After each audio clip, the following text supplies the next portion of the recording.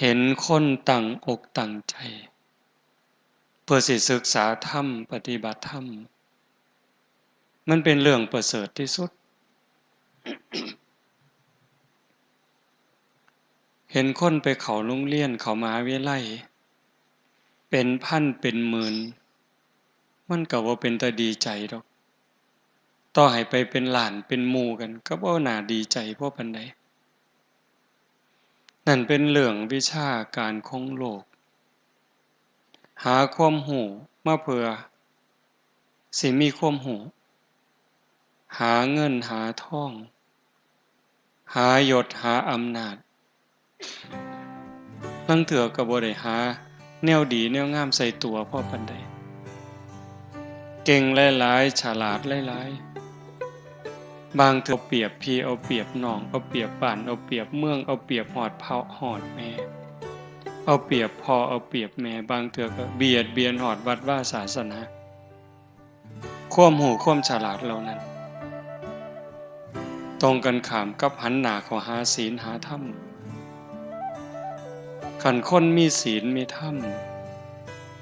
มีแต่สิเย็นไปหนาสงบไปหนาสงบนี่เป็นบุญเด้สงบนี่เป็นความสุขเด้พระพุทธเจ้าเพิ่นรับรองนัตถิสันติปรังสุขขังความสุขอื่นยิ่งกว่าความสงบไม่มีความสงบเป็นบุญความสงบเป็นความสุขคันเฮาบ่ลงมาวัดโดยปกติอยู่บ้านอยู่เฮือนเฮ็ดอยู่เฮ็ดกินป้องแป้งป้องแป้งเสียงโทรทัศน์แน่เสียงวิทยุแน่เสียงมอเตอร์ไซค์แน่เสียงลูกไห้แน่หลานแอวแน่หนหวยบ่ล่ะอยู่ประจำก็สิว่ามันเคยชินก็พออยู่ได้แต่ว่ามื้อนี้เฮาลงมาวัดเป็นจังไดเงียบมีแต่เสียงพัดลมขณะอาตมาหยุดเว้าก็ยินแต่เสียงพัดลมสำบายหูสำบายใจอันนี้สงบทั้งนอกแต่คันสงบทั้งในล่ะคืออาตมาบอกนะนั่งพับเพียบก็ได้นั่งคัดสมาธิก็ได้ยืดกายตรงๆลับตาเบาๆหายใจเข้าหูหายใจออกหูลมสั่นก็หูลมยาวก็หูลมหยาบก็หูลมละเอียดก็หูลองเบิ่งบ่สนใจว่ามีผู้ใดอยู่ในศาลานี้เนี่ยเฮ็ดคือก็มีเฮาผู้เดียวเนี่ยคือกับมีเฮาผู้เดียวนั่งเบิ่งลมหายใจมีสติไว้ที่จุดลมกระทบเวลาที่หายใจเข้ามันสิเย็นจักหน่อยหายใจออกมันอุ่นๆจักหน่อยเอาสติวางไว้หั่นยามเขาเฝ้าประตูบ่ว่าสิเป็นเฝ้าประตูโรงเรียนโรงงานโรงพยาบาลหรือบ่อนใดก็แล้วแต่ที่มีคนเข้าคนออกยามก็เฝ้าประตูซ่อมเบิ่งแต่คนเข้าคนออกเป็นผู้หญิงเป็นผู้ชายเข้าจักคนออกจักคนยามบ่ได้ตามไปดอกว่าคนเข้าไปทางในเขาเข้าไปเฮ็ดอีหยังเข้าไปทางนอกเขาไปหยังเขาไปไสบ่เกี่ยวเฮาตั้งสติไว้ที่จุดลมกระทบคือกันฮู้เพียงแค่ว่าลมเข้าลมออกลมสั้นลมยาวลมหยาบลมละเอียดนี่คืออุบายจริงๆใส่อันใดก็บ่ผิด เป็นอุบายผูกจิตให้มันอยู่กับองค์ภาวนาในเมื่อเอาเฮ็ดโดนไป5 นาทีผ่านไป10 นาทีผ่านไป20 นาทีผ่านไปกายก็เริ่มเบาจิตก็เริ่มเบาในเมื่อกายเบาจิตเบาความเย็นก็เกิดความสงบก็หลายขึ้นยิ่งสงบเท่าใดความสุขก็มีหลายเท่านั้นนั่นคือบุญ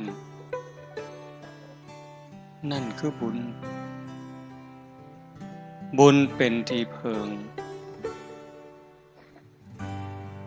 ปุญญานิปัลโลกัสสมิงปฏิทาโหติปานินังเพราะเหตุว่าบุญนั้นเป็นที่พึ่งของสัตว์ทั้งหลายในโลกหน้าพร้อมทั้งโลกต่อไปเพิงยัง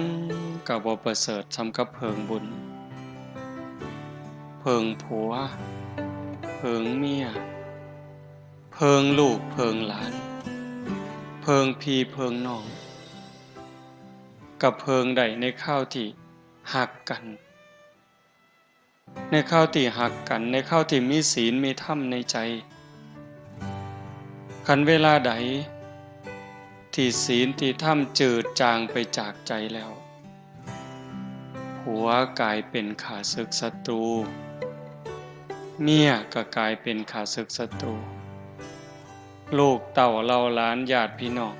กลายเป็นข้าศึกศัตรูเฮาได้ยินข่าวอยู่ซุมื้อผัวขาเมีย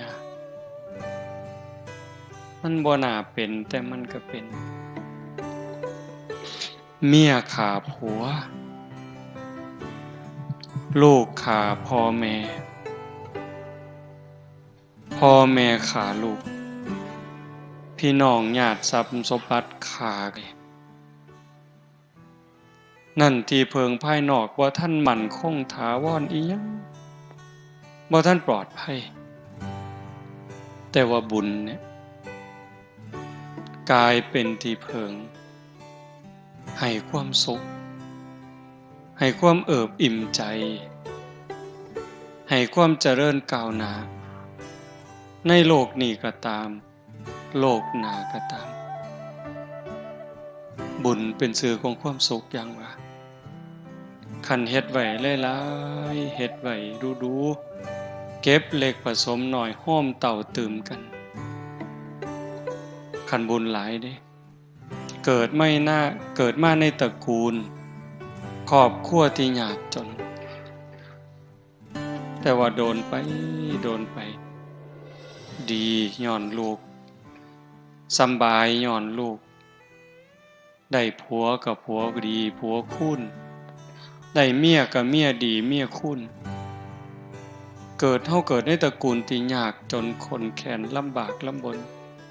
แต่ว่าได้ผัวรวยเงินรวยทองแล้วก็รวยคุณงามความดีเพิงผ้าอาศัยพี่น้องเฮากับเพิงผ้าได้อันนั้นบุญนะ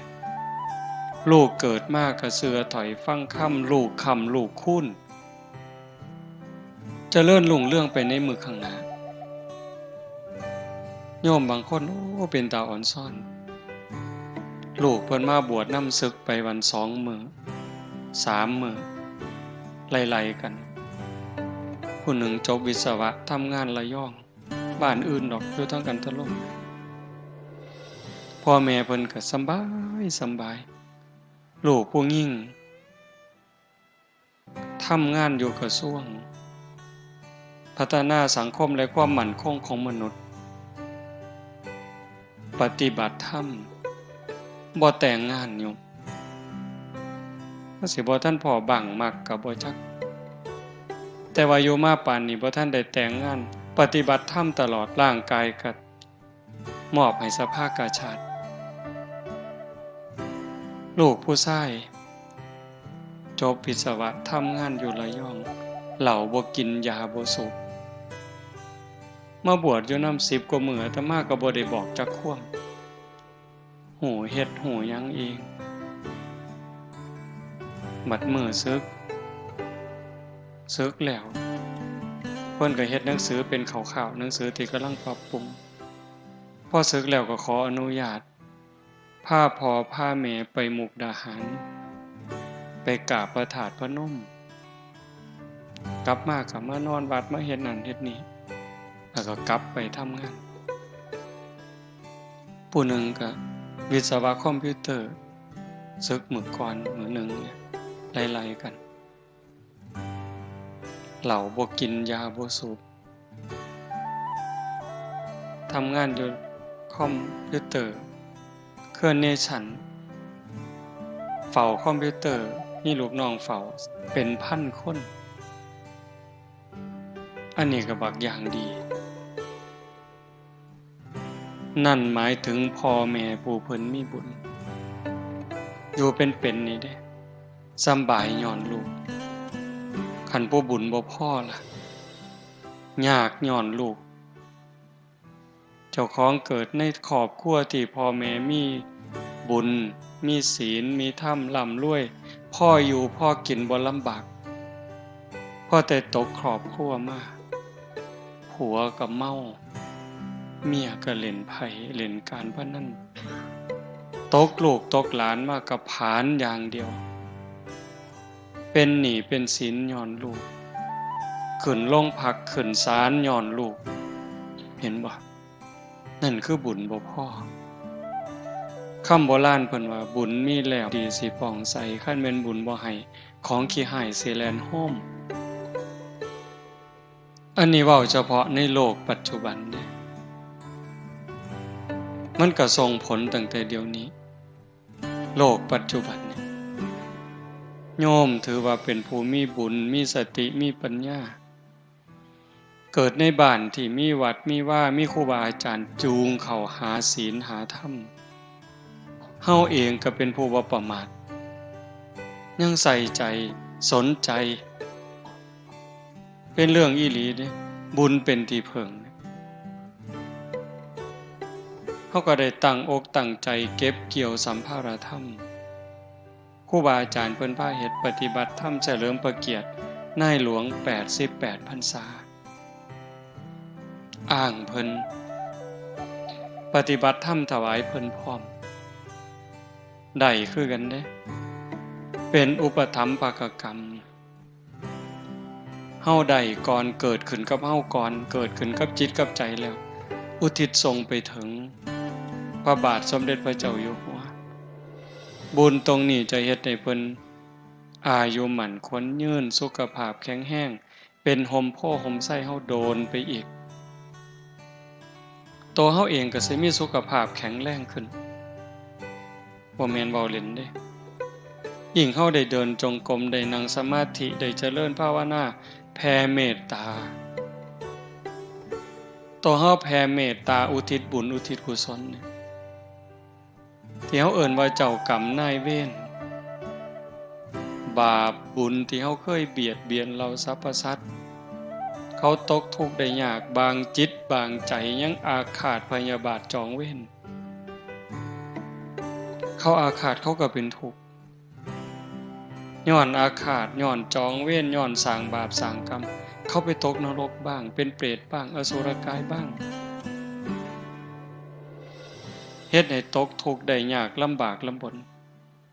พอแต่เฮาได้มาปฏิบัติธรรมรักษาศีลเจริญภาวนาอุทิศบุญอุทิศกุศล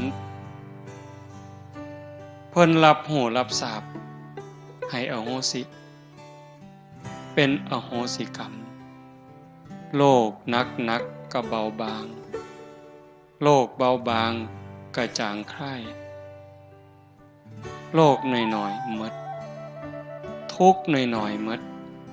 จากหนักเป็นเบาจากเบาเป็นบ่มีเฮาสิพิจารณาเห็นว่าครูบาอาจารย์รุ่นก่อนๆที่เพิ่นเพียรอีหลีปฏิบัติอีหลีอายุ90ขึ้นแข็งแรงเด้หลวงตามหาบัวจังซี่หลวงปู่เทศจังซี่ก็เกี่ยวกับอดีตชาตินำนั่นล่ะเป็นของติดตามที่ข้ามภพข้ามชาติบ่แม่นเล่น ขันของเก่าบาปเก่าบ่รบกวนหลายจนเกินไปเนี่ยภพชาติปัจจุบันอาศัยการฝึกการฝนการเพียรการประพฤติปฏิบัติกสิทายถูกทายโทษโรคภัยไข้เจ็บหน่อยอายุยืนไปอีกแต่ขันถ้าของเก่าของหลังมันหลายโพดบาปกรรมเก่ามันหลายดวงจิตดวงใจประพฤติปฏิบัติได้ดียกจิตยกใจขึ้นสู่ภูมิศีลภูมิธรรมได้ร่างกายอาจสิเจ็บไข้ได้ป่วยนั่นคือมันหลีกบ่พ้นกรรมนี่ต้องได้รับยมสัพพังนรานังสัพพลังโสจินนังนกัมมุนาอกินจนะโมฆะมัตถิขึ้นชื่อว่ากรรมแล้วจะมากก็ตามจะน้อยก็ตามจะไม่ให้ผลนั้นไม่มีกรรมเป็นค่ำกลางๆบ่ดีบ่สัวเฮ็ดดีเป็นกรรมดีเฮ็ดสัวเป็นกรรมสัวบุญเป็นผลของกรรมดีบาปเป็นผลของกรรมสัวแต่ว่าหากโยกจิตโยกใจขึ้นสู่กระแสธรรมใดร่างกายได้รับแค่ผลแต่ว่าใจบ่รับนำคันเฮาจะเว้าครูบาอาจารย์ในภพชาติปัจจุบันเพิ่นฮอดเพิ่นถึงคือบ่เฮาบ่ฮู้แต่คนบ้านเฮานี่ก็มั่นใจเชื่อหลายอย่างหลวงปู่ชาเฮาภูมิจิตภูมิธรรมหลวงปู่อาจจะถึงฮอดฝั่งแล้วแต่ว่าร่างกายมันเป็นตัวต้องรองรับซอยเหลือตนเองบ่ได้จังหันเองฉันเองบ่ได้ลูกศิษย์ลูกหาป้อนน้ำกับฉันเองบ่ได้ลูกศิษย์ลูกหาป้อนทำธุระขับถ่ายเข้าห้องน้ำห้องส้วมเองบ่ได้ลูกศิษย์ลูกหาเป็นคนซอยเหลือแต่ว่าใจล่ะใจหลวงปู่เป็นทุกข์พอเท่าที่เฮาได้อ่านประวัติหลวงปู่บ่เดือดร้อนบ่ทุกข์แล้วแต่ลูกศิษย์ลูกหาสิเฮ็ดเด้อเฮาบ่มีหยังดอกหลวงปู่ชาว่าได้เนี่ยหลวงปู่ชอบคือกันไล่ถอยไปถึงสมัยครั้งพุทธกาลพระโมคคัลลานะอัครสาวกเบื้องซ้ายมีฤทธิ์หลายที่สุดในบรรดาสาวกน้อยหนาเพียงแค่พระพุทธเจ้าแต่พระมหาโมคคัลลานะก็ต้องถูกโจรทุบจนร่างกายแหลกละเอียดขันเป้าในพิสดารเนี่ยเพิ่นว่าเหาะหนีไปแล้ว3 เทื่อเพิ่นเนี่ยโจรมันมาล้อมกุฏิก็เหาะหนีกลับมาอีกมันก็ล้อมอีกหนีอีกมาอีกมาล้อมอีกหนีอีกสุดท้ายพิจารณาเป็นอีหยังมันจังสิมาล้อมขาล้อมตีเฮาแท้พิจารณาเห็นบาปกรรมเคยตีพ่อตีแม่ตั้งแต่อดีตชาติบ่หนีแล้วกรรมจะต้องได้รับก็เลยมานั่งให้ล่อให้โจรมันทุบสุดท้ายเขาก็ทุบจนแหลกละเอียดยังบ่ทันตายได้นี่คันบอกภาษาเฮาร่างกายแหลกละเอียดแล้วโจรมันหูว่าตายแล้วร่างกายแหลกละเอียดแล้วก็พากันหนีก็ใส่ฌานใส่สมาธิรวบรวมร่างกายเป็นโตเป็นตนอีกเทื่อนึงไปกราบลาพระพุทธเจ้าพุ่นเด้โยมกราบลาพระพุทธเจ้าแล้วก็จังกลับมาร่างกายแหลกคือเก่าดวงจิตจังออกจากร่างเรื่องจังสี่คันเว้าภาษาคนเฮาธรรมดายุคปัจจุบันส่วนใหญ่เขาบ่เชื่อแต่ถามอาตมาได้บัดเชื่อบ่อาตมาเชื่อเป็นหยังจังเชื่อเพราะพระพุทธเจ้าตรัสเรื่องสัจธรรมตรัสเรื่องความจริงธรรมะเป็นสัจจะเป็นความจริงเป็นอากาลิโกเอหิปัสสิโกเห็นบ่ สันทิฏฐิโกเป็นสิ่งที่ผู้ศึกษาและปฏิบัติจะพึงเห็นได้ด้วยตนเองอากาลิโกปฏิบัติได้ให้ผลได้ไม่จำกัดการเอหิปัสสิโกเป็นสิ่งที่เรียกให้มาดูท่านจงมาดูเถิดนี่คือท่าพิสูจน์ของจริงนั่นบ่ย่านเห็นว่าจังว่าโยมมาเฮ็ดเนี่ยนี่คือสิ่งที่โยมได้นี่คือบุญคือสิ่งที่เฮาได้เป็นสมบัติติดเนื้อติดตัวผัวเมียลูกหลานญาติพี่น้องตามผู้ใดไปเนี่ยว่าฮักกันฮักอีหลีอีหลอคือแก้วตาดวงใจเนี่ยผัวตายขันเมียยังเป็นสาวนี่โว้ยหอดบ่เป็นสาวปานใดแล้ว40 50ยังเอาผัวใหม่อยู่เด้บางคนผู้ลางคนบ่ทันตายได้ผัวโซ่ซื่อๆบ่เป็นตลอดมักบ่าวเสยเด้บ้านตาไห้บ่รับประกันละแต่ศรีสะเกษมีแล้วเว้ยเมียตายเอาเมียไหมลังเถื่อบ่ทันตายซ้ำบ่หาแต่โซ่จ้อยมันทำท่าเฒ่าซื่อๆนี่เว้ยแก่ง่ายตายช้าเพิ่นว่าลังเถื่อก็บ่ทันเฒ่าซ้ำดอกโบราณเพิ่นว่าก้นหม้อข้าวบ่ทันดำมันก็ปากันแล้วมักผู้ใหม่ซุมื้ออาตมาว่าบ่หาแต่ก้นหม้อบ่ทันดำดอกแกะถุงพลาสติกบ่ทันแล้วซ้ำเพราะมันบ่ได้นึ่งข้าวบ่ได้เฮ็ดกินซุมื้อนี้มันซื้ออาหารถุงแต่งงานปั๊บไปอยู่นำกันไปซื้อถุงอาหารมาแกะบ่ทันแล้วซะมันก็บ่ถูกตาแท้เนาะบัดนี้ว่าปาซ้ำโยมฝ่ายผู้แขนบ่ทันได้นับซะว่ามีจักเส้นไปคนละทางล่ะนั่นเห็นบ่สิเพิงได้จังได๋คันบ่มีศีลบ่มีธรรมเป็นเครื่องค้ำจุนใจแล้วมันเพิงบ่ได้แต่คันบุญล่ะเป็นที่เพิงผ้าอาศัยในภพชาติปัจจุบันในขณะเป็นได้ผัวกับผัวดีได้เมียกับเมียดีได้ลูกกับลูกดี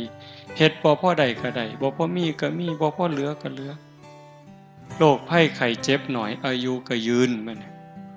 ไปไสก็มีแต่คนหักคนแพงต่างกันเด้คนมีบุญกับคนบ่มีบุญผู้จังหนึ่งผู้บุญหลายบ่งามปานใดดอกแต่ว่าเบิ่งปานใดก็พอเบิ่งบ่อิ่มนะโยมบ่งามพอเป็นนางสาวไทยบ่พอเป็นพระเอกหนังดอกแต่ว่าเหลียวเบิ่งแล้วมันบ่อิ่มตามีเสน่ห์อยู่ในตัวลึกๆทำงานก็มีผู้ใหญ่เมตตาให้ความสนับสนุนนี่บุญเนี่ย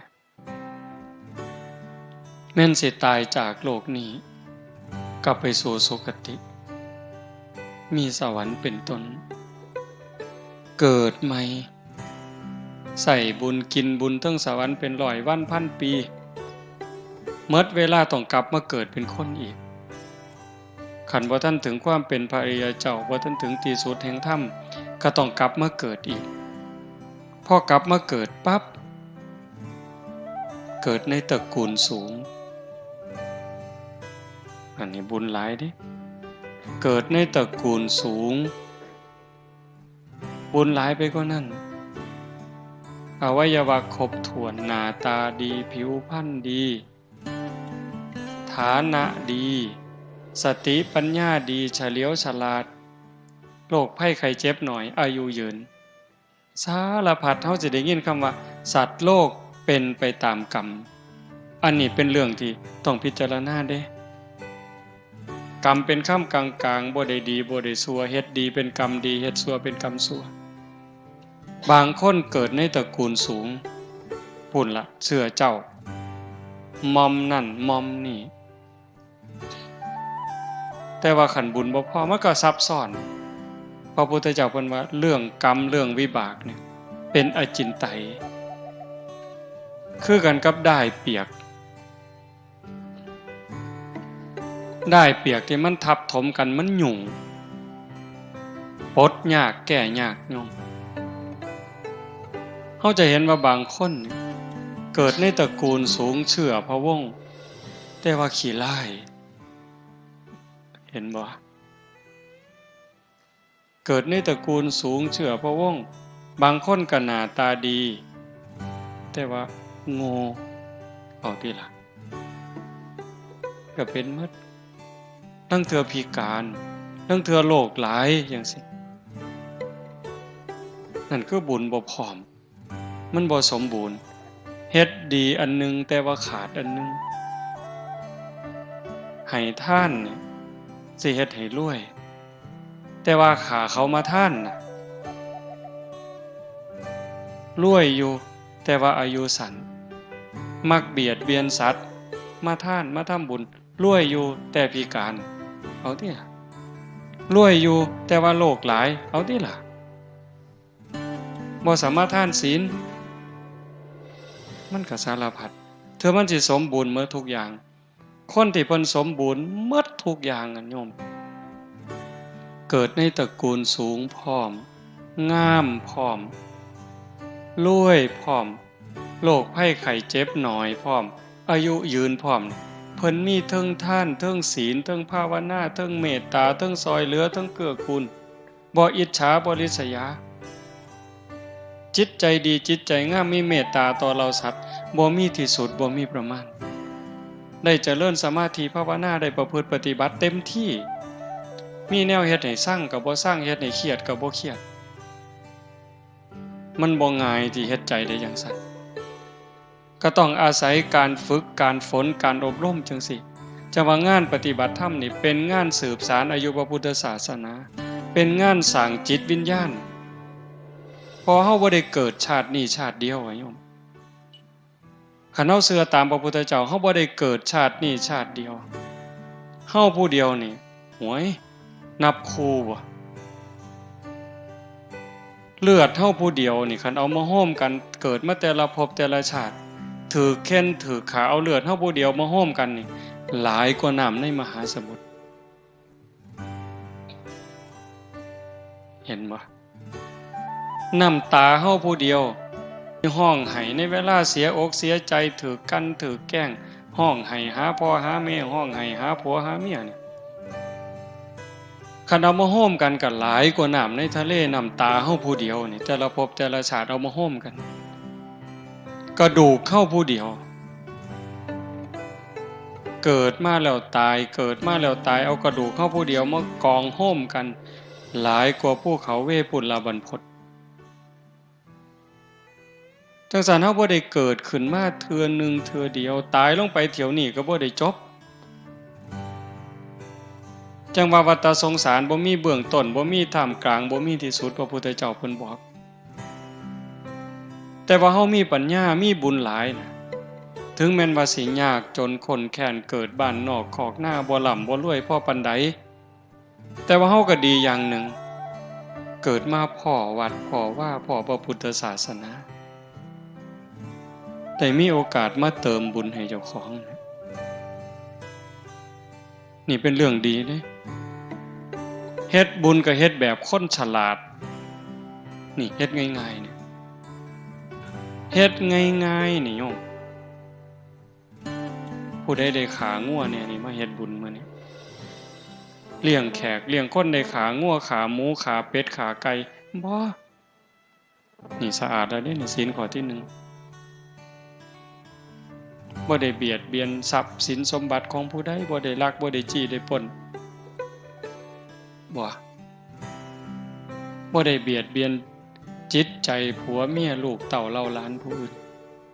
คำเว้าคำจาก็บ่ได้เว้าคำเท็จส่อเสียดเพ้อเจ้อเว้าให้ไผเจ็บอกเจ็บใจ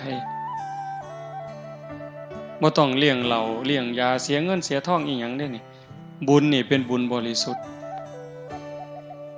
อาบน้ำอาบทา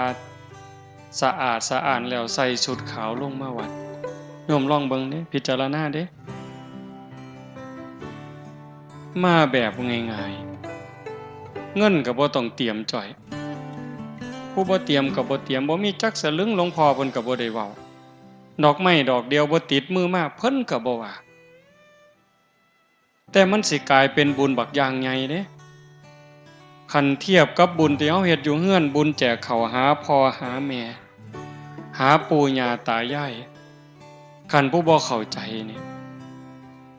บาปตั้งแต่มื้อโฮมกันบ่ทันฮอดมื้อบุญเด้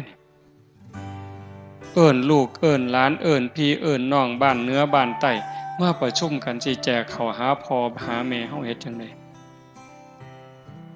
น้องอ้ายมาต่างบ้านต่างเมืองต่างคุมมาพ้อกันก็ถือเหล้ามาพร้อม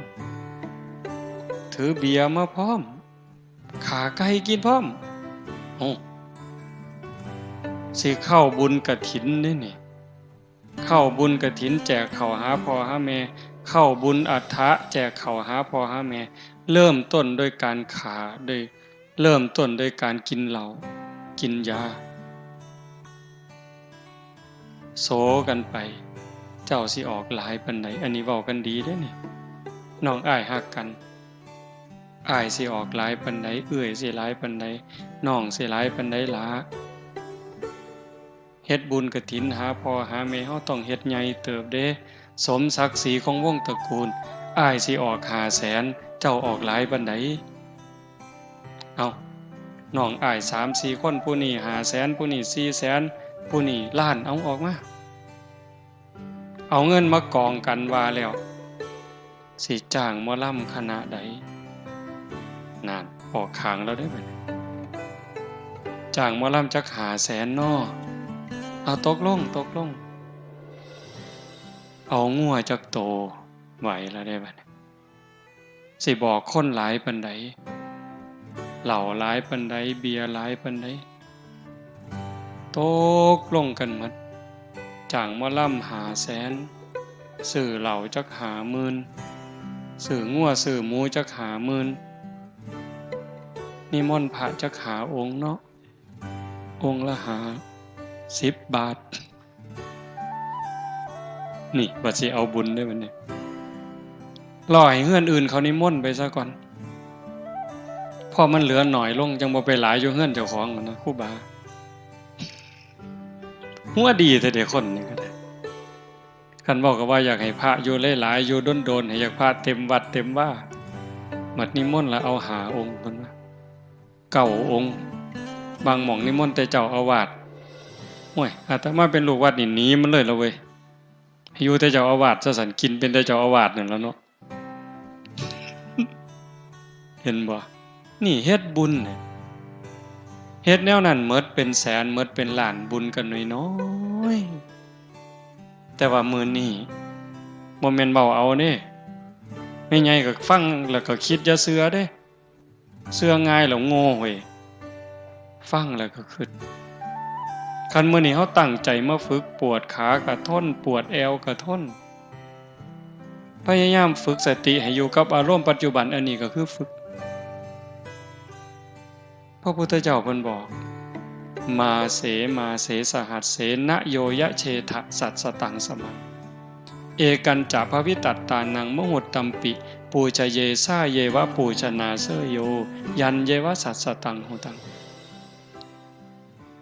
บุคคลใดปรารถนาบุญบูชาการอย่างอื่นสิ้นทรัพย์ติดต่อกันเดือนละ 1,000 กหาปณะเป็นเวลายาวนานตั้ง100 ปีเห็นปะปีหนึ่ง12 เดือนเดือนละ1,000ก็12,000 10 ปี100กับ20 เดือน10 ปีนี่12,000 120,000คัน100 ปีล่ะ1,200 เดือนล้าน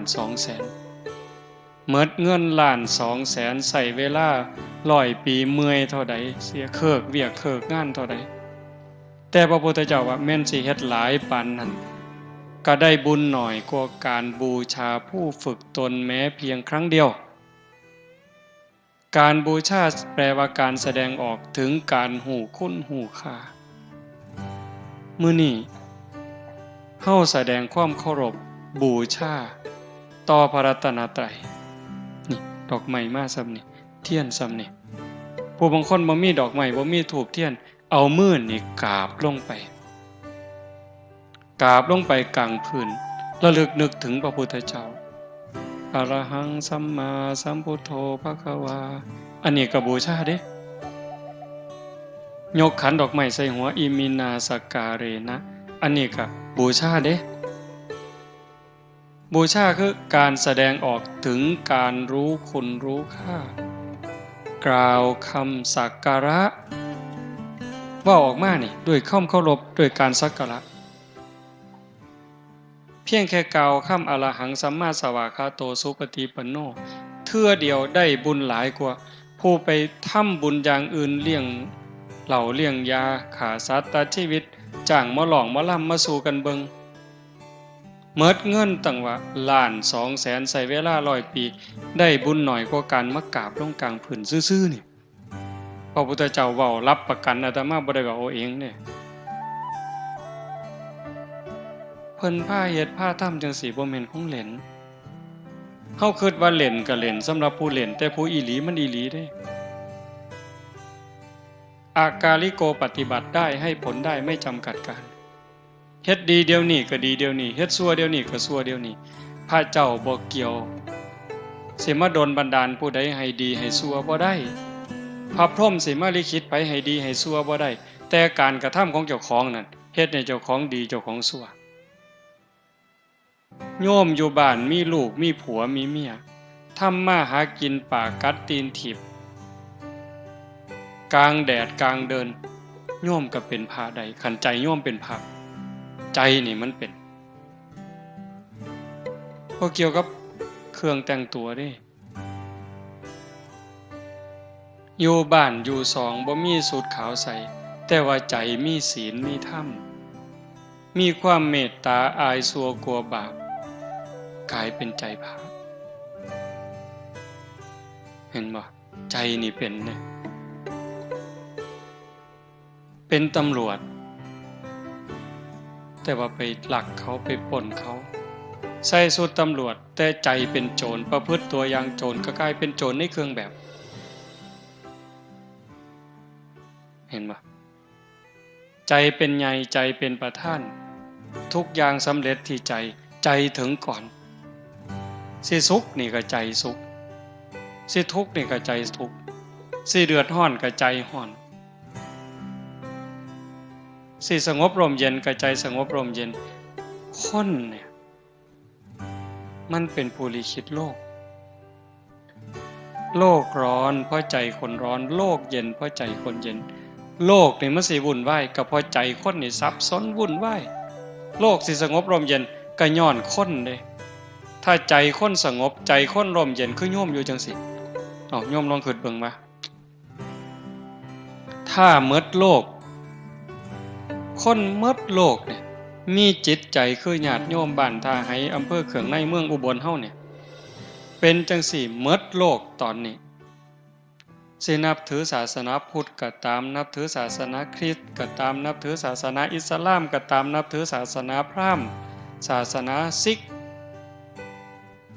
ก็สั่งว่านับถือศาสนาใดๆก็ตามหากว่าทุกคนในเวลานี้หมดโลกเนี่ยมีจิตใจคือโยมอย่างหน่อยๆก็ข่มจิตข่มใจละ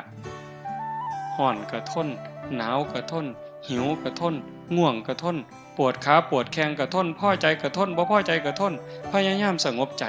ขันคนทุกคนในโลกเป็นแนวนี้มันสิขากันบ่โยมบ่สงครามมันสิมีบ่การเอารัดเอาเปรียบกดขี่ข่มเหงยักยอกหลอกลวงกันมันสิมีบ่การเค้นการขาการด่าร้ายกันมันสิมีบ่มันมีบ่ได้ขันใจคนเป็นแนวนี้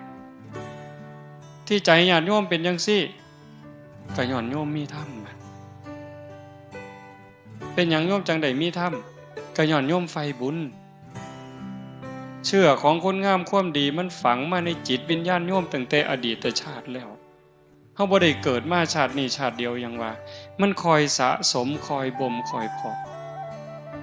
เฮามีหน้าตาดีมีอวัยวะครบถ้วนมีสติมีปัญญานั่นคือบุญเก่าเฮาเอาบุญเก่ามาต่อเอาบุญใหม่ปุญเยนะปุญญังสังสรรธรรมนาเอาบุญเก่ามาต่อเอาบุญใหม่บุญได้เกิดเป็นคนได้เกิดในผืนแผ่นดินไทย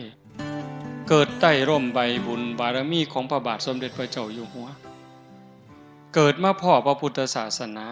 บ่นิ่งดูดายฟังเทศน์ฟังธรรมหูเรื่องเห็นประโยชน์ของชีวิตเห็นว่าชีวิตเป็นของหน่อยวันเวลาของชีวิตมันหน่อยนิดเดียวแต่ว่าชีวิตเป็นสิ่งสำคัญใครได้ป่วยลงนี่ก็หมดสภาพตายก็หมดโอกาสแต่ว่าตอนนี้มันบ่ทันตายแม่นสิเฒ่าแม่นสิแก่แม่นสิหลงลืมสุขภาพสมบูรณ์บ้างบ่สมบูรณ์บ้างแต่ตอนนี้ชีวิตยังมีอยู่ยังแยกผิดแยกถูกแยกดีแยกชั่วเว้าดีก็ได้เว้าร้ายก็เป็นแต่ว่าเฮาอยากได้บุญอยากได้ดีอยากมีความเจริญเฮาก็เอาชีวิตที่เหลือนี่เข้ามาวัดนี่คือคนมีปัญญานี่คือคนฉลาดผู้บางคนแข็งแรงกว่าเฮาเด้ปุ่นไปร้องเพลงอยู่ในคาราโอเกะพุ่นไปกินเหล้าอยู่พุ่นไปเที่ยวหยังต่อหยังอยู่พุ่นบ่คิดน้ำศีลน้ำธรรมเลยอันนั่นก็ได้ของดีมากได้ร่างกายได้ชีวิตของความเป็นมนุษย์มาบักอย่างดีแต่ว่าบุญบ่พอเกิดมิจฉาทิฏฐิบ่ได้เชื่อว่าบาปมีบุญมีชาติหน้าชาติก่อนนรกสวรรค์อีหยังทำดีได้ดีมีที่ไหนพูดนักปราชญ์เก๋เพิ่นเว้าทำดีได้ดีมีที่ไหนทำชั่วได้ดีมีถมไปว่าซิผัวไผเมียไผลูกไผบ่ว่ามาแต่ได้แม่นดีสิขามศพคนไปก็ได้ว่าให้ได้ยศได้ตำแหน่งได้อำนาจวาสนามาสิขามหัวคนไปจะคนกูก็บ่งึดอันแนวนั้นได้ไม่เป็นร้อยล้านพันล้านแสนล้านก็สร้างโยมอย่าไปอ่อนซ่อนอย่าไปงึดมาเป็นร้อยล้านมีอำนาจขับโลกนั่นคือคนขาดทุนนั่นคือคนอาภัพมันสิได้ไปหยังล่ะยังเว้าบังหั่นดินดอนตอนหญ้าเฮือนซ่านบ้านซองรถล่ามาสร้างลูกเต่าผัวเมียไผสินำเจ้าไปเนี่ยหมดลมหายใจกลับไปไผไปมันลังเทื่อบ่ทันตายซ้ำยังว่าบ่ทันโซ่บ่ทันไข้บ่ทันป่วยไปเป็นของผู้อื่นแล้วลูกว่าลูกเฮาเลี้ยงมาพาใหญ่หย่ำเขามกจกเขาป้อนบอกลังเทื่อบ่ฟังลังเทื่อมันเถียงเฮาหัวสักกินพุ่นเห็นบ่คันแม่นอยู่นำกันแม่นดีก็ตามต่อดีนำกันจนตายตายแล้วก็จากกันบ่ได้นำกันไปเจ้าของเฮือนเจ้าของบ้านซื้อในทะเบียนบ้านสถานะเจ้าบ้านตายปั๊บเขาก็เอาใบมรณบัตรบ่เกิน24ชั่วโมงมาตาใส่รถเด้ซื้อเฮาเป็นผู้ครอบครองโฉนดที่ดินนส.3 ตายปั๊บคันบ่ทันโอนบ่ทันหยังเขาก็ไปฟ้องคนตายลูกเขาได้นี่ฟ้องโยมคือบ่จะว่าหน้าเฮาก็ว่าหน้าเฮานะซาวมาเองซื้อมาเองเฮ็ดให้เฮ็ดหน้าก็เลี้ยงลูกเลี้ยงเต้าใหญ่ก้าหน้าบานมาบัดเฮาตายแล้วไปฟ้องเฮาเสยฟ้องคนตายว่าซั่นว่าสิเอาหน้าเฮาเด้นี่เห็นบ่มันบ่แม่นของไผนี่อันนั้นของนอกกายดอกของในตัวว่าเนี่ยกินข้าวกินน้ำเจ็บไข้ได้ป่วยก็ให้อยู่ให้ยาดูแลรักษาประคบประงมมันงอกก็ย้อมอันผมเนี่ยแขวมันหักมันหลุดก็เอาแขวปลอมมาใส่ผู้บางคนหนังมันเหี่ยวก็ไปยืด ไปดึงให้มันตึงไว้บัดตายแล้วปั๊บบัดผมเส้นเดียวก็บ่ได้กระดูกท่อนเดียวก็บ่ได้แขวเล่มเดียวก็บ่ได้ขี้เท่าเท่าปลายเข็มนี่บ่แม่นบ่ได้เป็นหยังจังบ่ได้มันบ่แม่นของเฮามันเป็นสมบัติของโลกร่างกายนี่เป็นของยืมมายืมจากดินจากน้ำจากลมจากไฟพ่อแม่ปั้นเอาดินน้ำลมไฟมาปั้นเป็นเนื้อเป็นตัวเป็นขาเป็นขี้งเฮาเพิ่นก็เอาดินเติมดินน้ำเติมน้ำลมเติมลมไฟเติมไฟเฮาก็จังใหญ่มาของที่เฮาหย่ำเฮาต้องเคี่ยวต้องหย่ำเป็นข้าวเป็นผักเป็นเนื้อเป็นขนมที่ต้องได้หย่ำแล้วก็กลืนผ่านลำคอลงไปปั๊บมันก็เปลี่ยนไปเป็นผมขนเล็บฟันหนังเนื้อเอ็นกระดูกตับไตไส้พุงนี่คือยืมจากธรรมชาติส่วนที่นำไปใส่ได้มันก็ใส่นั่นคือธาตุดินนะซ่อมแซมส่วนที่สึกหรอเฮ็ดให้เจริญเติบโตม่วนเป็นกากใส่ประโยชน์บ่ได้มันก็ทายออกมานั่นคือธาตุดินน้ำเฮายืมจากธาตุน้ำมาน้ำสมน้ำหวานน้ำสะอาดที่กลืนผ่านลำคอลงไปปั๊บมันก็ไปเป็นน้ำเลือดน้ำเหลืองน้ำหนองน้ำดีน้ำเสลดน้ำลายน้ำเหงื่อส้มเหลือใส่ก็เหี่ยวออกมานี่ก็คือยืมน้ำมาเป็นน้ำเติมน้ำไฟเติมไฟยังทำงานสืบต่อคนเป็นนี่ร่างกายอบอุ่นธาตุไฟยังร่างกายให้อบอุ่นเผาอาหารให้ย่อยทำร่างกายให้ทรุดโทรมคนสิตายปั๊บไม่ออกสิได้เห็นหลายกว่าอาตมาเย็นมาแต่ตีนบุญไฟดับได้นั่นหดเข่าหดแต่ตีนหดเข่าบางคนก็เย็นตั้งแต่หัวมากับตีนลวงเขาหากันจอดเขาไล่ใกล้เขามาหอดกันอยู่วางท้องเย็นจ้อยขันเย็นมัดโตแปลว่าตายไฟดับล่มดับเห็นบ่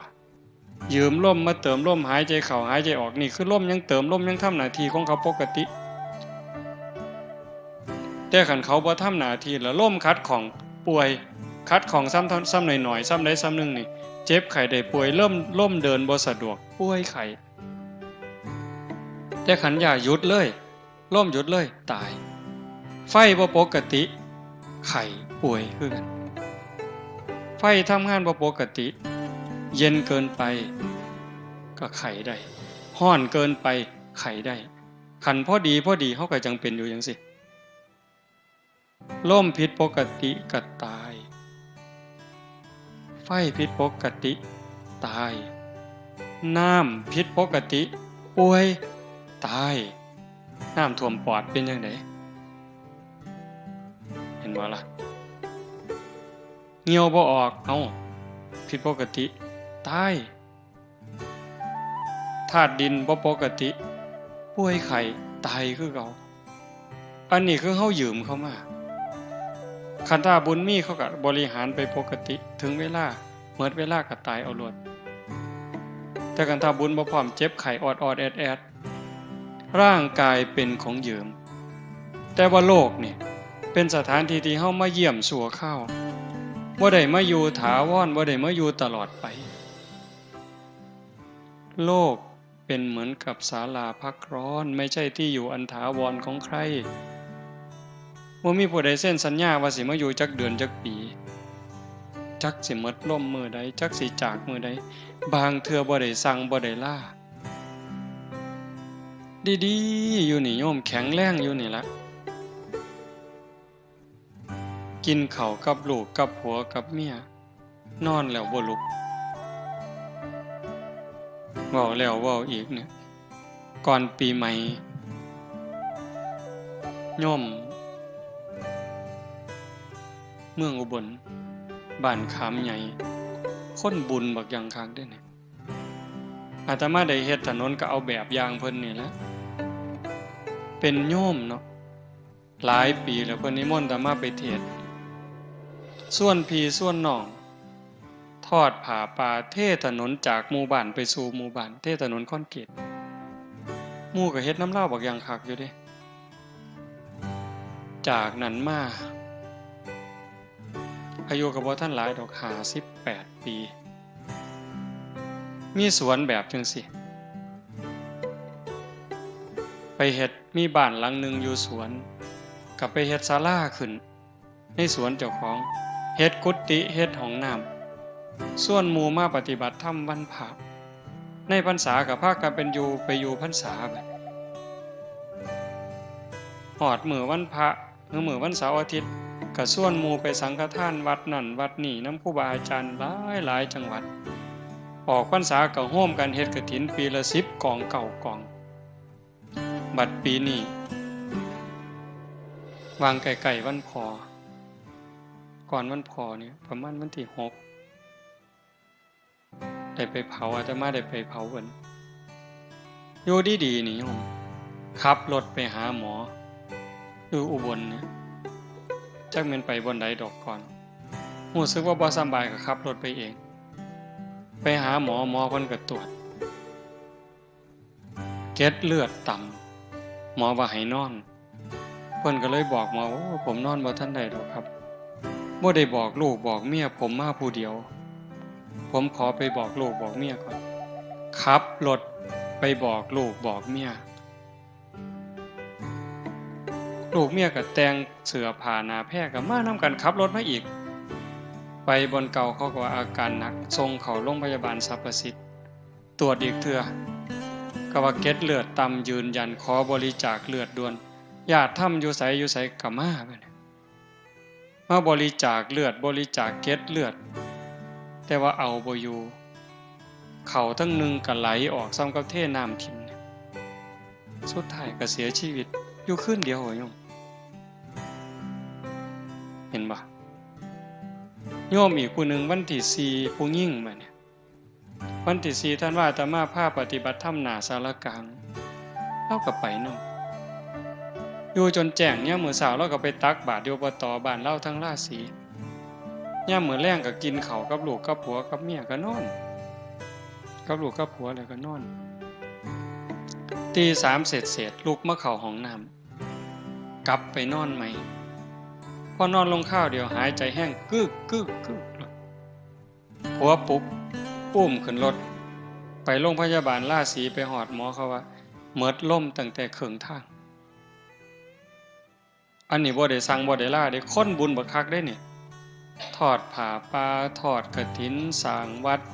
สร้างพระพุทธรูปใหญ่หลายๆหม่องแต่บัดสุดท้ายก็คือจังซี่คนดีก็ตายคนชั่วก็ตายแต่ว่าเฮาสิตายแบบคนดีเฮาสิตายแบบคนชั่วมันบ่จบโยมคันตายแล้วมันจบเนี่ยอาตมาก็สิเศร้าเว้าแต่หึงแต่มันบ่จบเด้งานจังซี่เป็นงานฝึกงานบุญอย่างอื่นมันก็ได้แต่บุญนะเฮาฟังเข้าใจบ่สวดมนต์วางแรงอาตมาเชื่อว่าสวดคำสอนของพระศาสนานี่ขอแรกเลยเฮาเอิ้นว่าหัวใจสัพพปาปัสสะการนังการไม่ทำบาปทั้งปวงนี่ขอแรกพระพุทธเจ้าบ่สอนเขาก็สอนมาแต่ก่อนแล้ว2กุศลสูปสัมปทาการทำกุศลให้ถึงพร้อมอันนี้เขาก็สอนก่อนพระพุทธเจ้าแล้วพระพุทธเจ้าว่าถึกแล้วพระองค์ก็นำมาสอนต่อละบาปถูกต้องบำเพ็ญบุญก็ดีงามแต่ว่าบ่ทันปลอดภัยตัวที่แน่นอนที่สุดที่พระพุทธเจ้าสอนสจิตตปริโยทปนังการชำระจิตของตนให้ขาวรอบชำระจิตได้จังได๋ฮู้จักชำระอยู่บ่เช็ดล้างเช็ดทำความสะอาดล้างทำความสะอาดล้างใจเนี่ยล้างใจให้มันสะอาดจากหักจากสั่งจากได้จากเสียจากมีจากเป็นล้างใจให้มันสะอาดจากความโลภความโกรธความหลงความเกลียดความกลัวอิจฉาริษยาไผสิล้างให้บัดเนี่ยสะเดาะเคราะห์900วัดมันก็บ่เซาบัดอันความอิจฉาคน รดน้ำมนต์ห่วยอย่าสาว่าแต่น้ำมนต์นะเอาน้ำซี่มาหมดล้างก็บ่เซาเด้อันโลกอิจฉาคนนี่โยมเคยอิจฉาคนบ่โยมเคยอิจฉาคนบ่เจ้ามันเป็นจังได๋อิจฉาคนเนี่ยอิจฉาตาร้อนแม่นบ่สมมุติว่าอิจฉาเฮาอิจฉาคนนายกเนี่ยได้ยินแต่ชื่อลาวเฮาก็บ่เป็นตาอยู่แล้วฮ้อนหูฮ้อนหวยล่ะยิ่งคนย่องเราโอ้ยแม่ใหญ่กอจะแม่นเราดีเด้อเราเป็นคนใจบุญสุนทานซอยเหลือบ้านซอยเหลือเมืองโอ้ยทั้งนี้ใจสิขาดแล้วกูยังสั่งอยู่ยังแต่มาเว้าเจ้าเคยเป็นบ่แนวนี้มันดีบ่บัดนี้สร้างคนนี่อิจฉาคนนี่มันดีบ่ก็หัวมันบ่ดีอยู่แต่หมู่เจ้าก็บ่เลิกโง่คือฉลาดบัดนี้อิจฉาตาร้อนคันเรามาทางนี้แล้วเห็นกับพุ่นหันหน้าไปทางพุ่นกูบ่อยากเห็นปานนั้นก็ยังอุตส่าห์สร้างบ่เศร้าอยู่เด้นี่คันบอกว่าฉลาดเด้นี่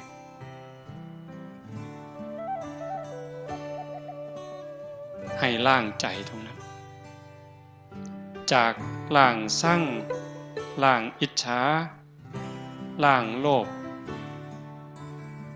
ล้างฮอดดีประสุดท้ายให้จิตมันอยู่เหนือดีเหนือชั่วคือโยมนั่งสมาธิผู้นั่งมาตั้งแต่ต้นอาตมาบอกมาชั่วโมงนึงแล้วคือบอกข้าวเดียวว่าสิเว้าน้อยๆถูกยาดีบ่บัดนี้เนาะ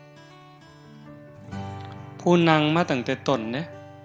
นี่คือบ่ออกเพิ่นนั่งเถียงมาแต่แรกคือตอนนี้จิตตอนนี้ถามว่าฮักบ่โยมลองเฮ็ดใหม่ก็ได้หยุดตัวตรงๆหายใจเข้าหายใจออกถามว่าจิตตอนนั้นตอนที่อยู่กับลมปัจจุบันเห็นลมเข้าลมออกเนี่ยคือผู้เบิ่งลมมันเบิ่งยากนั่งหยุดตัวตรงๆหลับตาเบิ่งรูปเจ้าของหนัง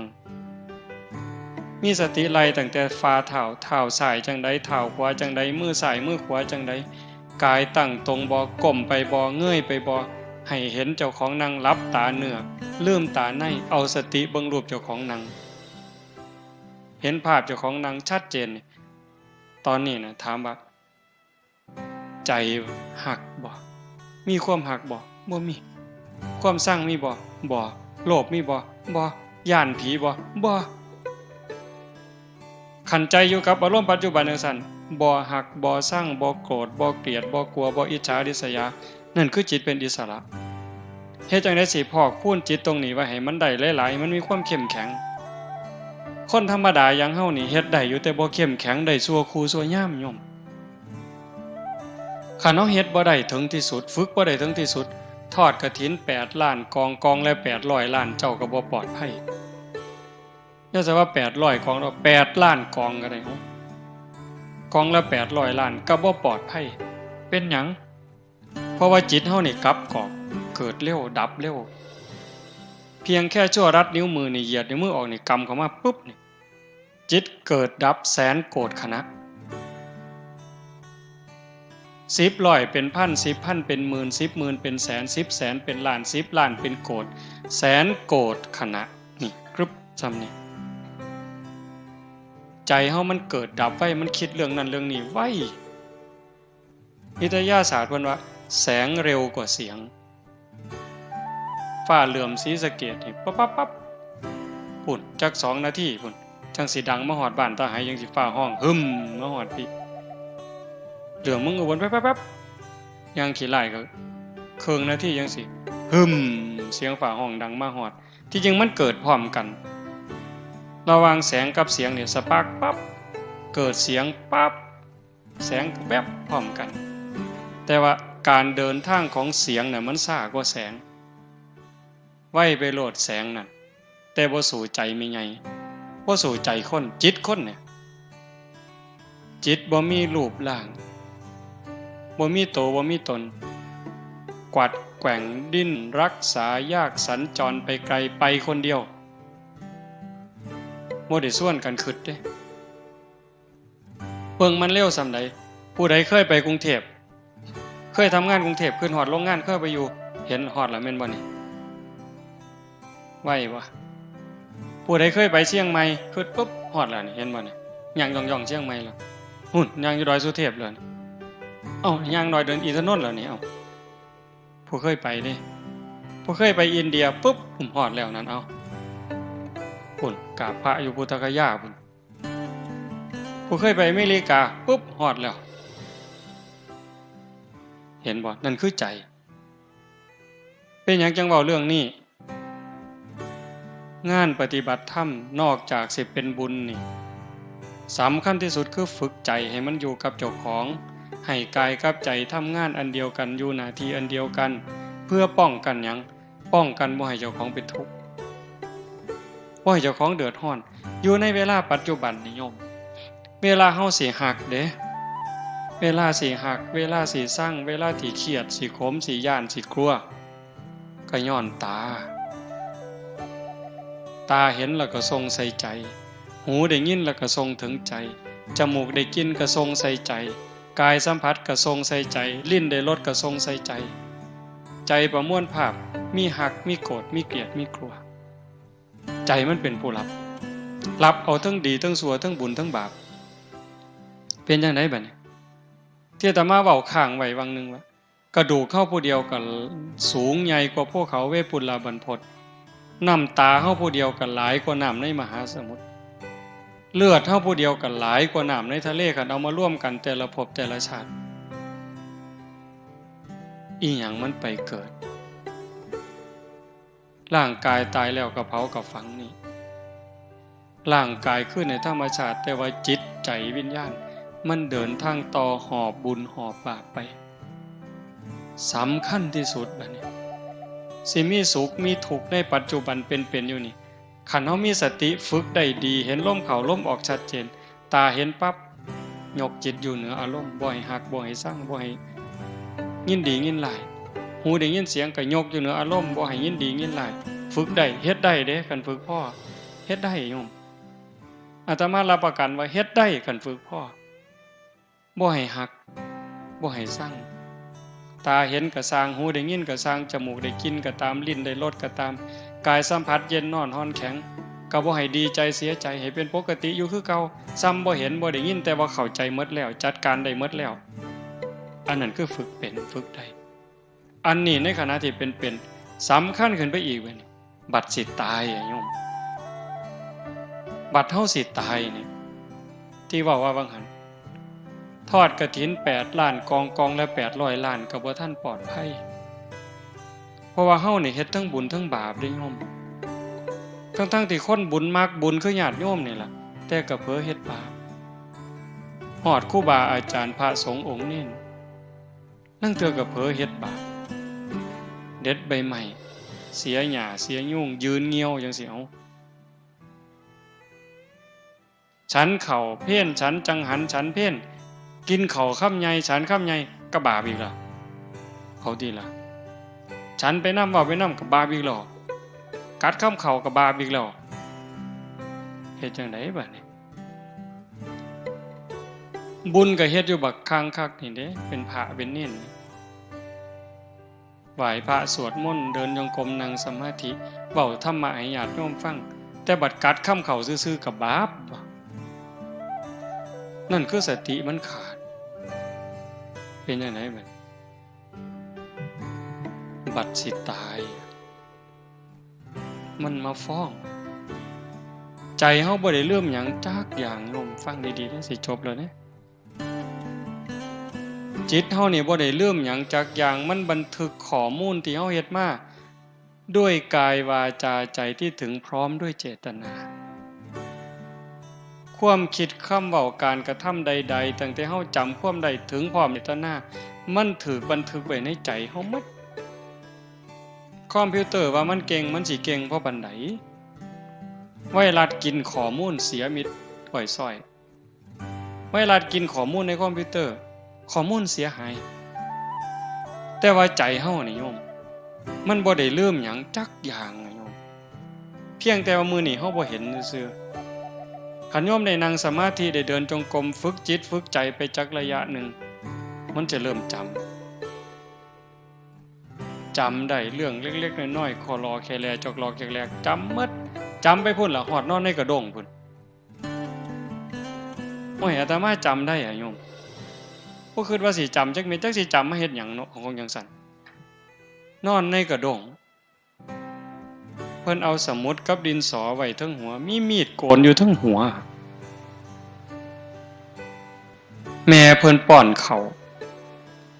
เลิกศีลมาไว้ครึ่งเขาเอาตีนลูกกับตีนแม่ไปนำกันเอาหัวลูกหนุนเขานี่ยำข้าวมกไว้ตองเหย้านี่จำได้บักดีเลยเด้นี่พอหางซ่อนตักมาพอป้อนใส่ปากต้อยหน้าต้อยหลังเธอสิกลืนข้าวหมดคำนึงเอามือจุ่มน้ำในโอยดใส่ปากป้อนเขาบ่ทันแล้วขี่ใส่ขาเพิ่นบ่สั่งบ่เครียดลังมือป้อนเขาบ่ทันแล้วเฮาบ่ทันอิ่มซักผู้เขาใหญ่กว่าเอื้อยเขาผู้เขาเป็นเอื้อยแลนมาญาติกินข้าวหมกจื้อได้จักสิจื้อไม่เป็นประโยชน์อีหยังอันของจังซั่นอันนี้บอกว่ามันบ่ลืมถ้ามาจำได้ย่างน้ำก้นโยมแม่เป็นเด็กน้อยกำลังย่างเป็นหาบเพิ่นหาบกระตาหน้ามันสิฟังนึงมันสิเป็นแอนกลางเป็นคู่ทั้งปีเป็นโน่นซ้ายทั้งนี้เป็นโน่นสิขึ้นมาบ้านย่างมากำลังยกขาขอมกันแท้โยมแม่เพิ่นว่าสิพาไปอยู่บ้านพ้นขาวไปอยู่น้ำปูน้ำยาจำได้จักสิจำให้มันเป็นอีหยังอันนี้เรื่องจังสี่บ่ถึงว่าเป็นบาปเป็นกรรมแต่ว่าเรื่องที่เฮาฆ่าสัตว์ตัดชีวิตไปอูฐกินนู่นผู้ใดเคยอูฐกินนู่นเนี่ยสอนหวกสอนปลาลูกคอกได้เม่งนะข้าวสารผู้ใดเคยเป็นแน่นี่สอนแพร่กระแงงได้เม่งข้าวสารนี่ยัดใส่ปากเลยโอ้ได้กุ้งเต้นจับหนวดมันไว้กัดกินเลยบ่ไปใส่ได้ย่ายนี่มันถ้าเอาเฮาหมดได้นี่สอนได้หัวขี้โพบีบขี้แตกแก๊ดหัวกบบีบไว้ปัญญังหัวขี้โพบ่เอาบันไดหัวเขียดไก่หน้านี่มันบ่มีขี้บันไดแฮงได้ดีจักล้านโตแล้วเจ้าหมดแดงดินมันขึ้นมาบนกินเขาอยู่ใต้ตารางเฮือนอยู่ใกล้เถียงหน้าต้มน้ำร้อนเพ่ลวกนั่นเสร็จหมดนี่ม่วนหมู่นี่แง่หมดแดงลองเบิ่งหายหนูบัดนี้อาตมาได้เฮ็ดน้ำพุ่นผ้าเฮ็ดเนาะไปเกี่ยวเขาพ่อหนูจังสิปุ่มเฟื่องอัดไว้หม่องนึงเทน้ำให้บัดนี้แล่นออกมาถือขวานไม้มูดเอาบัดนี้ได้หลายตัวแฮงแต่หมานบัดนี้บ่ฮู้ว่าบาปจักเม็ดได้ใหญ่ลองเบิ่งติล่ะคนปานนั้นนี่ไปเอาต้อบัดนี้พูนกกใหม่บักสูงนึงผู้ใหญ่เพิ่นก็ขึ้นเอาไฟอูดไฟล่นได้ห่วงมันลงมาอาตมาเป็นเด็กน้อยก็แกะบัดแกะเอาลูกมันใส่คุไปแกะถือคนนึงแม่มันวิวออกมาใส่หัวเอาตกให้หน้าบ่ได้ห้องบ่ได้สั่งเลยตกให้หน้าท้วนโลดเป็นจังไดบัดจื้อมาหมดบัดนี้แต่กี้บ่จื้อเด้นี่วัดมาบวชนี่มาจื้อขอรอแค่แลเล็กๆน้อยๆสิ่งเหล่านี้มันสิเอามาฟ้องเฮาบัดยามเฮาเจ็บยามเฮาเจ็บยามเฮาไข้ยามเฮาสิตายมันสิเอาแนวหมู่นี้มาคันใจเฮานึกเห็นภาพบ่ดีใจขาดปัดตอนนั้นไปบ่ดีก่อนไปนรกก่อนที่จริงบุญก็บ่ไปไสล่ะบุญอยู่หั่นล่ะ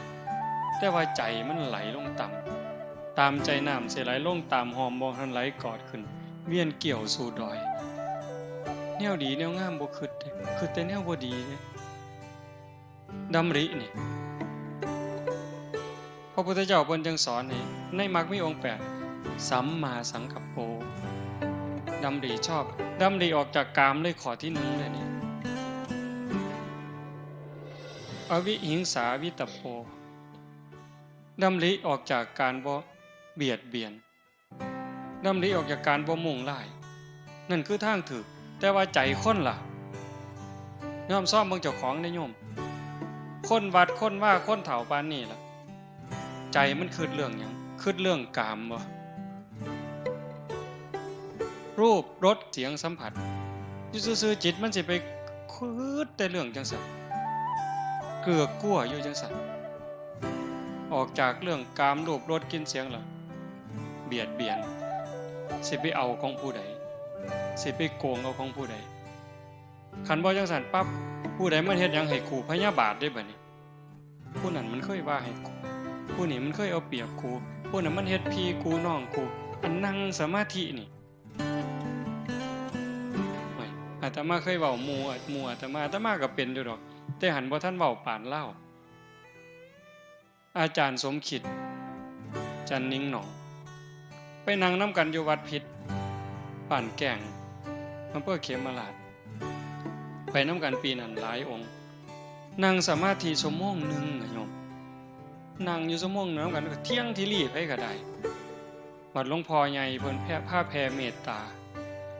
แผ่เมตตาอย่างดีเด้นี่สัพเพสัตตาสุขิตาโหนตุอเวลาโหนตุว่าไปพอแผ่เมตตาจบไหว้พระเลิกสมาธิเป็นจังได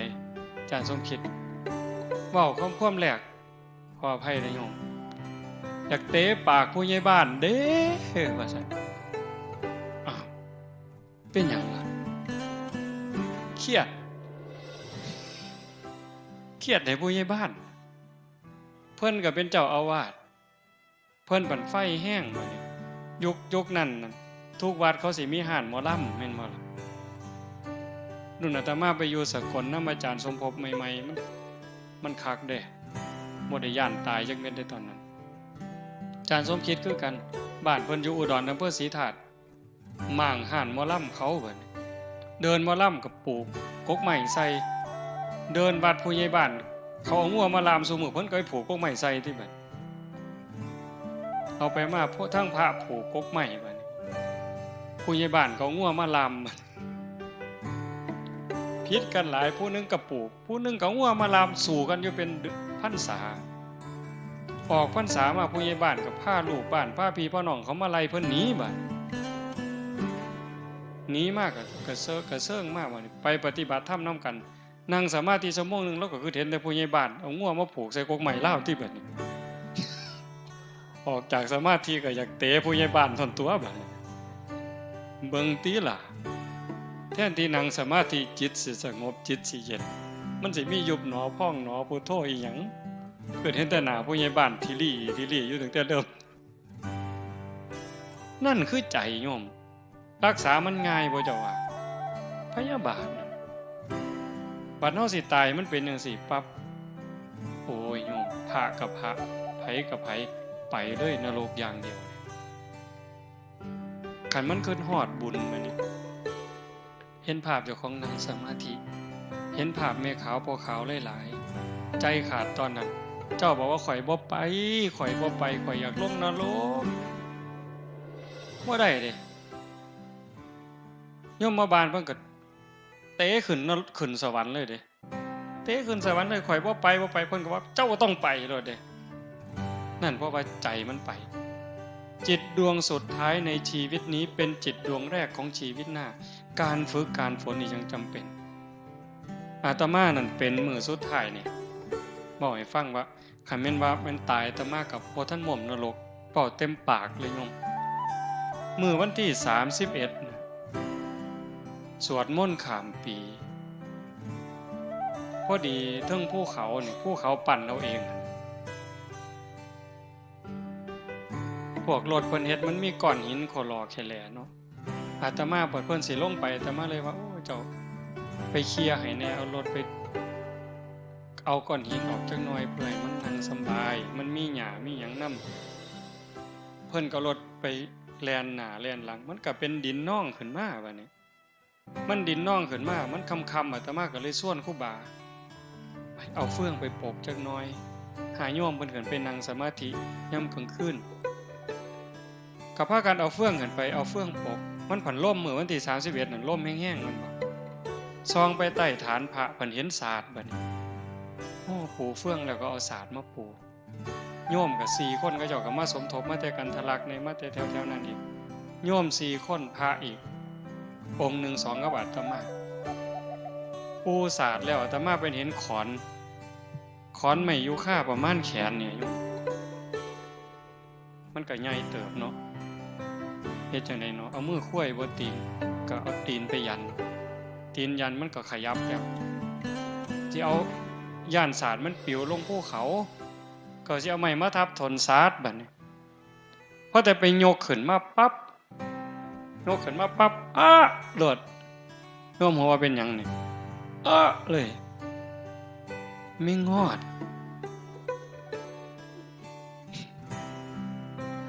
มันตอดจำได้บัดนี้เพราะว่าตอนไปอยู่วัดป่าโน่นกุลมใหม่ๆปี2ปีนั่นไม่งอดตอดซุมื้ออยู่กันกุฏิมุ้งหญ้าเนาะหม่องเตียงนอนก็เอาไม้เลี่ยนล่ำนี่ญาติโยมเพิ่นมาตีให้มันก็หกมันก็ตัดกัดซุมื้อไม้ถางปลาเป็นเดินก็มากองเป็นฟืนต้มน้ำร้อนก็ไปห่อปั๊บก็ปั๊บจื้อได้เพราะปัญญัง20กว่าปียังจื้อได้อยู่ปั๊บไม่งอดว่าซั่นหม่องสำคัญที่อาตมาเว้าให้ฟังนี่ก็คือว่าอาตมาก็ฝึกบ่พอ20กว่าปีเกือบ30เด้อก็ว่าฝึกพอสมควรแต่ยังใส่บ่ได้บ่ผ่านโยมห้องแต่เบิ่งเหิงอันไม่งอดตอดนั่นอันนี้เพิ่นมาพากรรมฐานเด้นี่ไปเทศน์ให้คนฟังก็บอกให้เจริญสติเด้นี่เขาเอิ้นเป็นอาจารย์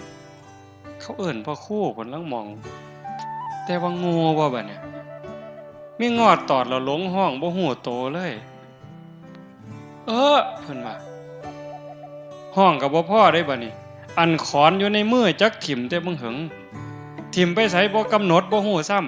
ำคันแม่นถิ่มลงใส่นิ้วตีนเจ้าของอาจสิขาดก็ได้หือโยนไปใส่หัวหมู่ก็บ่ฮู้จักหยังเลยตอนนั้นจักไปใส่มาฮู้สึกโตอีกเทื่อนึงตอนห้องแล้วก็เลยว่าโอ้เจ็บเว้ยแต่ว่าอย่าทุกข์นะเจ้าอย่าควรอย่าข้างเด้ให้เจ้าฮู้ซื่อๆใครแม่นตายมันไปฮอดโลกใดเหรอโยมตกนรกตั้งแต่แล้วซาปานนั้นผ่านไป 2-3 นาทีจังมีสติจังตั้งได้อันเว้าจังสิให้คิดได้บัดย้านอาตมาย้านบัดนี้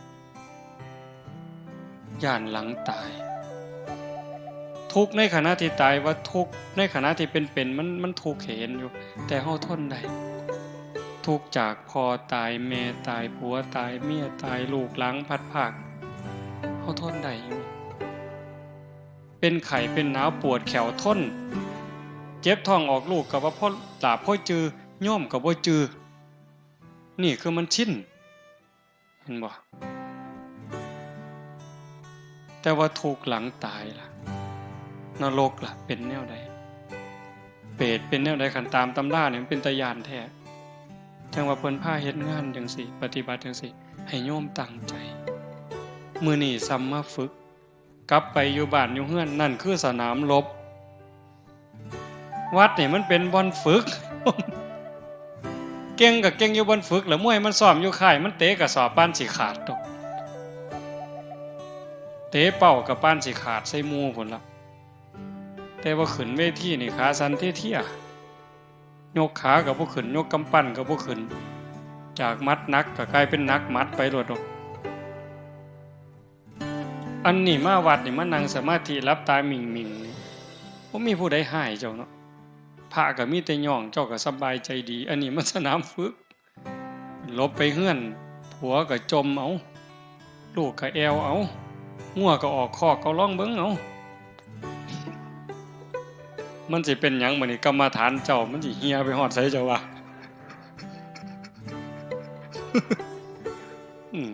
บ่ต้องเว้าทั้งล้มสิตายเด้จักสิเจ็บแขวจักสิเจ็บข้างจักสิเจ็บตับเจ็บปอดแล้วโรคมะเร็งมันยังแต่บ่ย่านสารพัดโยม แต่ว่ามันดีที่สุดคือการได้เกิดมาเป็นมนุษย์ได้พอพระพุทธศาสนาได้มีศรัทธาได้ฝึกเด้คำว่าเกิดมาเป็นมนุษย์ได้พอพระพุทธศาสนาขันบ่มีศรัทธาบ่ฝึกบ่ฝนกับบ่ดีหยังดอกโยมทั้งเทื่อคิดไปคิดมาอาจสิแพ้หมาขี่เหื่อนก็ได้เด้เฮานี่นะอาจสิแพ้หมาขี่เหื่อนก็ได้เป็นหยังจังว่าซั่นหมาขี่เหื่อนมันเกิดมาใส่กรรมมันตายชาตินี้ตายปั๊บมันอาจจะไปเกิดเป็นเทวดาก็ได้อันคนเฮาผู้หล่อๆผู้งามๆนี่ผู้อยู่ดีกินดีแต่ว่าจิตใจบ่มีศีลบ่มีธรรมนี่ไว้ตายปั๊บมันอาจจะไปเกิดเป็นหมาขี่เหื่อนก็ได้แลกกันก็ได้เด้อบัดนี้ฝ่าวเฮ็ดเด้อบัดนี้ผู้เฒ่าเด้อญาติโยมเด้อฝ่าวเฮ็ดบุญน้อยๆก็ฟังเฮ็ดดีกับพ่อกับแม่พ่อแม่เนี่ยเป็นพระอรหันต์เป็นบ่อบุญอีหลีอีหลอคนอยู่ข้างอยู่เคียงกับผัวกับเมียกับลูกกับเต่าเว้าดีนำเขาเฮ็ดดีนำเขาลงวัดลงว่าได้เอาคันมีโอกาสก็ส่วนวันที่15 14 15ไปโฮมประพฤติปฏิบัตินำกันเพิ่นเฮ็ดลานถ้ำใหม่อยากโฮมพี่น้องไปนั่งให้มันเต็มปีนี้อาจสิมีแนวดีๆอาตมาใจบ่ดีวางหนึ่งว่าสิเศร้าซะดอกคิดเบื่อคิดนายแต่บัดซ่อมมันก็เป็นตาหลายกว่าเก่าบัดนี้แม่มื้อนี้ซุมมาแต่กรุงเทพก็สิมาซุมมาแต่โคราชก็สิมามันยากนำคนมื้อนี้นะก็ว่าสิมามันเอาไปมาสิหลายเด้นี่หลายก็หลายไปโลดไปสิม่วนคิดว่าสิพาโยมฝึกหลายๆปีนี้ฝึกหลายกว่าปีกายผ้าเล่นหลายพดข้าวเดียวก็ร้องเพลงข้าวเดียวก็ร้องเพลงเนาะนี่ก็สิมีบ่มีก็บ่ฮู้แล้วแต่ว่าจะพาปฏิบัติให้หลายขึ้นเพื่อเห็นแล้วว่าเฮานี่บ่ปานใดไม่งอดตอดก็ลงห้องจักสิห้องให้มันเป็นหยังก็ปวดซ้ำเก่านะบ่ห้องแล้วก็แล้วแต่นั่นคือขาดสติจังว่าต้องฝึกต้องฝนต้องเขี่ยวเจ้าของให้เต็มที่ว่าได้สรุปได้ว่าบ่มีผู้ใดซอยไผเจ้าของซอยเจ้าของกันฝึกได้ก็เอาตัวรอดคันฝึกบ่ได้ก็เอาตัวบ่รอดเข้าใจเนาะมื้อนี้สมควรแก่เวลาใส่เวลามาชั่วโมงครึ่งโยมขออนุโมทนาสาธุกับคณะสงฆ์ครูบาอาจารย์ญาติโยมสุโขสุขคนท้ายที่สุดก็ขอรัตนาอังอิงอำนาจแห่งคุณพระศรีรัตนตรัยคุณของพระพุทธเจ้าพระธรรมพระสงฆ์และอำนาจแห่งบุญกุศลคุณงามความดีที่มีทั้งหมดทั้งมวลในสากลจักรวาลจงหลอมร่วมเป็นตบะเป็นเดชะเป็นพลวะปัจจัยอำนวยหนุนทรงให้ครูบาอาจารย์ญาติโยมทุกท่านจงเป็นผู้เจริญงอกงามในภาษาธรรมคำสั่งสอนขององค์สมเด็จพระบรมศาสดาตลอดทั้งจตุรพิธพรชัยคืออายุวันนะสุขภละปฏิพันธ์ธรรมสารสมบัติให้เป็นผู้มีสัมมาทิฏฐิมีโอกาสประพฤติธรรมปฏิบัติธรรมให้ได้เข้าถึงธรรมที่พระท่านได้เข้าถึงได้หูแจ้งธรรมที่พระท่านได้หูแจ้งจนสามารถนำตนในพ้นทุกข์ได้มีความสุขกายสุขใจปรารถนาสิ่งหนึ่งประการใดหากเป็นไปโดยชอบประกอบโดยธรรมก็ขอให้ความหวังความปรารถนานั้นจงสำเร็จทุกๆประการโดยทั่วกันทุกท่านทุกคนทุกรูปทุกนามเถิด